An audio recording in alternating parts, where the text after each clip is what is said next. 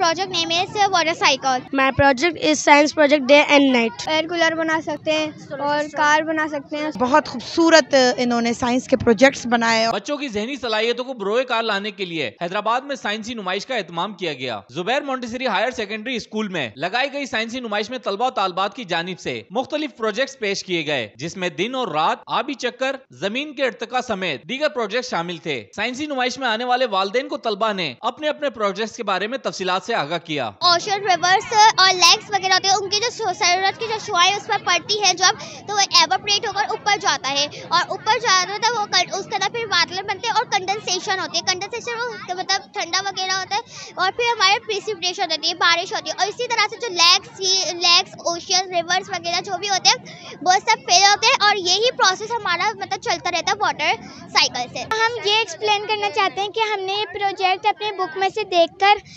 हमने एक्सप्लेन किया। सबसे पहले हमारी मिस ने हमें बताया, हमने फिर जाकर ये एक्सप्लेन करके बनाया।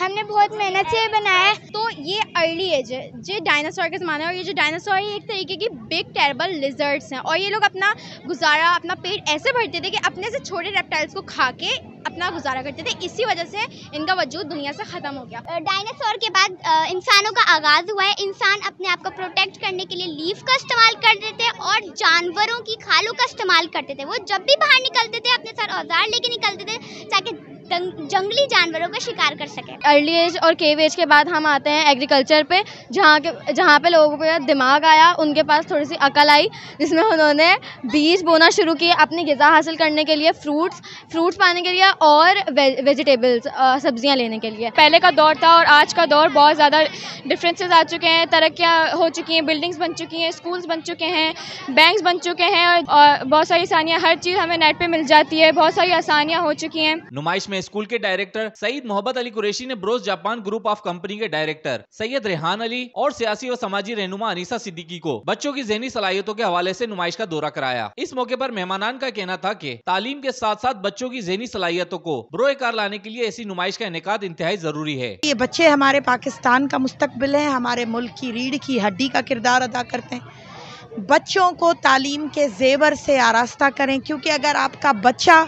तालीमी याफ्ता है तो ऑब्वियसली आपका मुल्क तरक्की याफ्ता है। मुझे नहीं लगता कि हमारा मुल्क अब कहीं बिहाइंड रह जाएगा। इंशाअल्लाह ताला पाकिस्तान में इस तरह के स्कूल देख के बहुत खुशी हुई, इस तरह का सिस्टम देख के बहुत खुशी हुई। जिस तरीके से बच्चों ने प्रोजेक्टों पे काम किया और एक्सप्लेनेशन जो दी वाज अमेजिंग। बच्चों में एक अलग ही डेवलपमेंट नजर आती है, बच्चे डेवलपमेंट की तरफ जाते हैं, बच्चों में बहुत सा हौसला बढ़ता है, बच्चों में एक्टिविटीज़ होनी चाहिए। इसमें बहुत सारे मतलब बच्चों ने बहुत अच्छा पार्टिसिपेट किया है, हर तरीके की चीज़ें बताई हैं, मैप बताया है और वाटर पॉल्यूशन बताई है, बहुत सारी चीज़ें बताई हैं जो आजकल बहुत माशाल्लाह से मतलब बहुत अच्छी क्रिएटिविटी इन लोगों ने दिखाई है अपनी। साइंसी नुमाइश के इख्तिताम पर प्रोजेक्ट्स में उम्दा कारकर्दगी दिखाने वाले तलबा को ट्रॉफियां जबकि हौसला अफजाई के लिए तमाम बच्चों में सर्टिफिकेट्स तकसीम किए गए। रेहान गनी, पासबान न्यूज़, हैदराबाद।